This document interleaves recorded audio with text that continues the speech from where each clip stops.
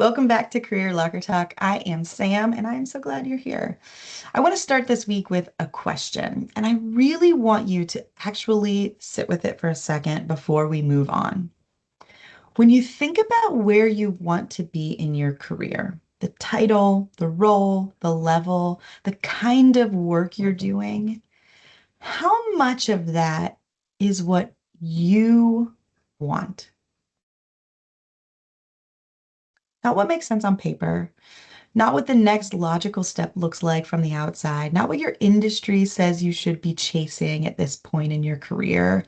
What do you actually want? For a lot of mid-career professionals, that question lands with a kind of uncomfortable silence.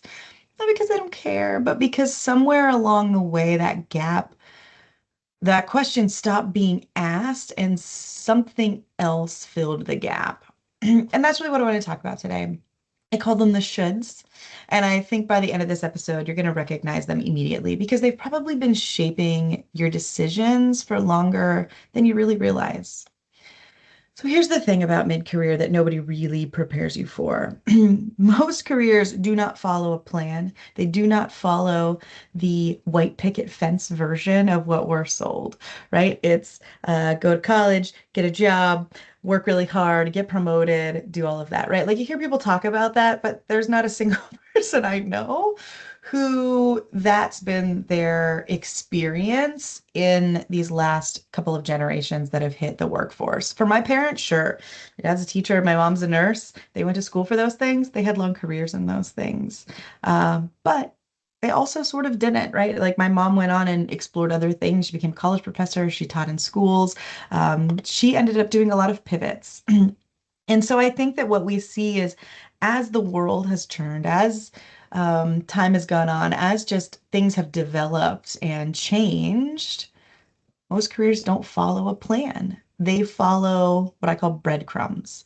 You start somewhere, usually through a connection, an opportunity, something that felt right at the time, and then you followed the next thing that made sense, and the next, and the next. Each move was really logical, each move was really reasonable, and some of those moves were genuinely great. You loved them, and you were rewarded for it, praised for it, promoted for it, so you kept going. You just kept chugging along, following along, and somewhere in that chain of perfectly reasonable decisions, the question, what do I actually want, stop being asked. Not because you stopped caring, but because you got really busy executing against a playbook that was handed to you by your industry, your family, your LinkedIn feed, the general consensus of what success looks like at your level. And those expectations, the ones that aren't really yours, those are the shoulds. You should be further along by now. You should want the VP title. You should be grateful the comp is great. You should stop being restless. You worked really hard for this. And here's what makes them so sneaky. They don't feel like outside pressure. They feel like your voice. They've been living in your head so long, they've redecorated the place. And by the time you're mid-career, you can't always tell the difference between what you genuinely want and what you've been told to want. And that gap between what you have, what you think you should have, and what you actually want, that's where the quiet dissatisfaction lives. I spent almost 15 years at one company. It was the company that I had my first big girl job at, right after college. I was hired in to work at this place. And I worked really hard. I was loyal. I was promoted. If you look at my LinkedIn profile, I had like 15 jobs at this, or I think I had more jobs than I had like years at the company all said and done. Like I was promoted. I was compensated really well. I was trusted with things that mattered. I was bought into the vision. I promoted the strategy. I led teams. I led organizations, brought people through the problems, the changes, the organizational, realignments over and over again. If there was a checklist for an ideal employee, I was checking every single box. The A plus student, the rule follower, the one who believed that if you showed up, gave everything, and did right by the people around you, it would be reciprocated. And I genuinely believe that until one Monday morning when none of it mattered. The Monday after the Super Bowl, so it was in February, I sat on a Teams meeting with an HR rep I'd never met, my boss's boss, and his boss. And just like that, the 15 years were over.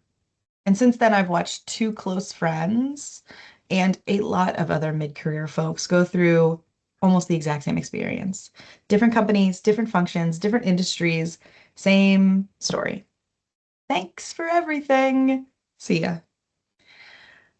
And what nobody warned me about is that a layoff doesn't just shake your sense of security, right? Like that's the first hit is like, oh my gosh, what am I going to do? And what do I have to do next, right? How am I going to make sure that, my funds are secure, that, everything that I need is good to go, right? That's the initial first reaction. The second one that hits really deep and I think shakes you even more is that a layoff shakes your sense of how the world should work. Because underneath the shock, what I was really confronting was that the playbook I had followed so very faithfully, the one that said loyalty gets rewarded, that doing good work is enough, that the path forward is to keep pushing and delivering, that playbook has real limits. And nobody told me that. Working through that reckoning wasn't a quick exercise. It was deep work, but I did work through it.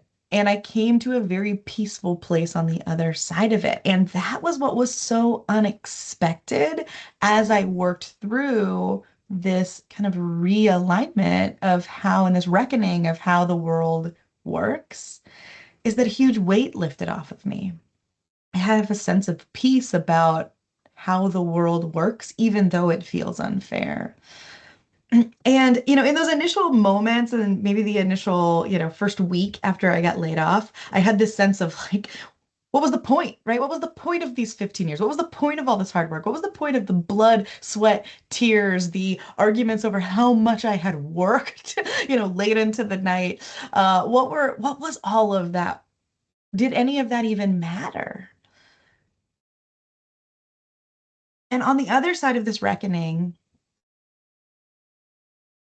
I really realized that the 15 years did matter. The experience, the skills, the wisdom, the relationships, especially. I took all of it with me to the next chapter, to this work, to every single conversation I have now with someone sitting at their own crossroads in their career, in life.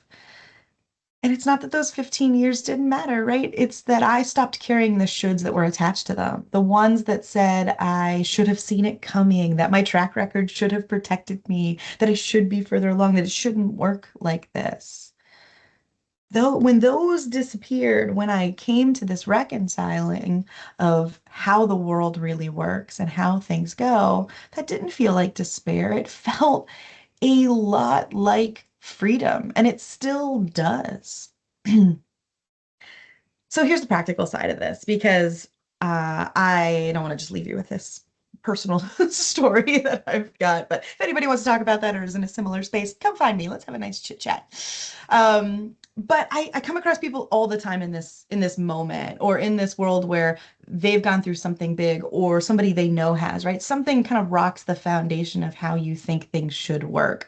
Or you come to this slow realization over time and over energy drains and all of this that makes you feel like, oh my gosh, is this really it? And so when somebody's in this moment and they're struggling with the shoulds, and they're especially struggling with, I want this, but I should be doing this, right? I should be focusing on this. When you feel like you're being pulled in a direction that doesn't quite feel aligned, I asked them 6 questions, and I'll go through them here, and they're also in the Substack from Wednesday if you want to read through them if you're more of a visual person. But let's talk about what this journey really looks like, right? So question one is, where did this expectation come from? And I don't mean in the abstract. I mean, get really specific. Did you decide this was the goal, or did you absorb it from somewhere? A title, a salary number, a timeline, an order in which your life should work? Trace it back. And if you can't name the moment you chose it, that is something worth noticing. Question two. Would you still want this if no one could see it? Let's strip away the LinkedIn announcement, the dinner table conversation, the what do you do answer, the reaction from people whose opinions you respect. If the outcome were completely invisible to everyone else, would you still want it? Question 3. What are you actually afraid happens if you let this go? Most shoulds are held in place by fear, not desire. Fear of falling behind, fear of looking like you gave up, fear of what it means about the years you already put in, which is called a sunken cost fallacy, by the way. But the fear of what happens if you let this go. So get really honest about what's keeping this particular expectation alive. 4, does pursuing this drain you or does it energize you? And I mean the actual pursuit, not the outcome, the daily work, the conversations, the direction of effort. If the path consistently feels like swimming upstream, that's information. Not every hard thing is wrong. We all have to go through hard things. But sustained depletion in something that you do day in, day out, or a path that you're following relentlessly, usually means misalignment. Question 5. What would a close friend say about your situation? Think of the person who is always honest with you, who tells it like it is, even when you don't want to hear it. If you were to explain the situation to them, what would they say? Sometimes you already know the answer. You just haven't given yourself the permission to say it out loud. And taking that outside view cuts through the noise a lot faster than a long-term internal dialogue and debate. Question 6. What would you want if you weren't trying to prove anything to anyone? And that includes yourself. This is really the deepest question. Underneath the titles, the comp benchmarks, the career X that look good on paper, what actually matters to you at this stage? Is it security, autonomy, impact, connection, something else entirely? There's no wrong answer for what you want or need in this phase of your career. But the answer to this question is where real career direction starts. If you know what are the things you really, really need in this moment, then it becomes much easier to make decisions. The world goes from every single option down to here are the ones that fit the things you need in this next phase. And so here's what I want you to take away from this. The goal of this audit isn't to blow up everything you've built. It's not about walking away from your career or job or making some dramatic pivot. I don't really suggest that most of the time. What this is really about is about making sure that what comes next for you is actually chosen, not inherited, not absorbed, not driven by a benchmark somebody else set. Because here's what I've seen happen to people who do this work. Here's what I've seen happen in my own life. The next move stops feeling like an escape. It stops feeling like I'm trying to get away from this, and it starts feeling like a decision. Even if you don't change jobs, it feels like you're re-choosing. It feels like you're choosing how you show up in the space that you're at. And that's a and it feels like a real decision, right? One that actually belongs to you. And that shift from reacting to leading, that's what changes everything. Not just in the job search or not just in how you show up in the job that you're in now, but in how you show up every single day and every single moment. It feels like something that's really yours. And that's what I mean when I talk about leading your career, not just executing against a plan someone else built, actually deciding what you want, repositioning around that, and running towards it with intention. So if this episode landed for you and you're not sure where your real gap is right now, two options. One, come talk to me. Happy to have a quick conversation, have a longer conversation, whatever you need. But I'm happy to listen to your internal dialogue, to ask you these questions, to work through them with you, and then help you figure out what is that next practical step for you. And if a conversation isn't right for you, I also have my next move diagnostic. All the links are in the show notes, but that's just a quick 1 minute quiz you take, and that will give you some directionality to start thinking about, maybe what the right next thing is for you. And if you want to go deeper on everything we talked about today, both Substack posts from this week are in the show notes as well. The first one is the personal side of this story, the emotional cost of living in someone else's playbook, and the second is the framework and the questions that we walked through here today. Both are worth a read. I'm a little biased because I wrote them, but definitely, if you're feeling any of this, it's worth sitting in it. It's worth carving out a half hour to really think about this for yourself because this is the type of thing that can really change the trajectory, right? This is that 1% thing you could do today that's going to set you up for something very different and very much more aligned with what you want in this next step and in this next phase. So, thanks for being here this week. I will see you in the next one. And as always, put down the popcorn and get in the game.